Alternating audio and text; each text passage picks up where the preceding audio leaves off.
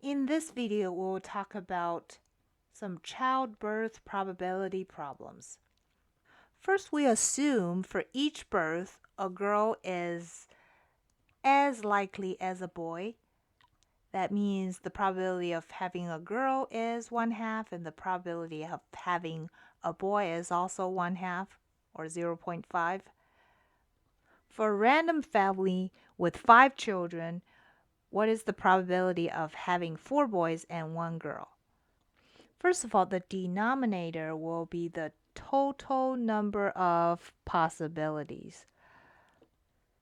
So if you're having 5 kids, the possibility of, or the number of possibilities of the first kid will be 2, right? Either a boy or a girl. Similar for the second one. Could be a boy or a girl. Same for the third, fourth, and the fifth. So the total number of possible outcomes would be 2 to the 5th.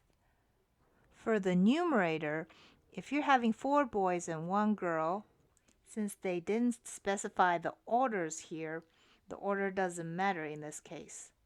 So we will use combination instead of permutation. So it's out of 5 kids, 4 of them are boys. Or you can say for 5 kids, 1 of them is a girl. So 5C1 and 5C4, they are the same number.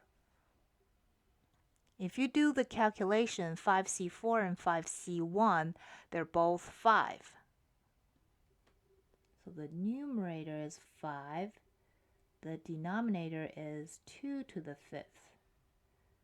Another way to see why the numerator is 5 is that you can have 1 girl, right? So that girl could be the first kid, second kid, third kid, fourth kid, or fifth kid. So here are 5 possibilities. So that's 5 on top. So the answer is 5/32. If you want, you can turn it into a decimal, which is 0.15625. Now let's look at question B. What is the probability of having 3 boys and 2 girls? Okay, since again we're having 5 kids, the denominator needs to be 2 to the 5th. That is the total number of outcomes. Since they didn't specify the order of the birth, we will use combination. So it's 5, choose 3, or it's 5, choose 2. They're the same thing. They are the same value. So 5, choose 3 is 5 times 4 times 3 divided by 3 times 2 times 1. Right? So which is 10. So that's 10 on top. And 32 at the bottom. You can leave your answer, well, you can actually simplify this. Divide the top by 2, 5. Divide the bottom by 2, 16. So 5/16 is your answer.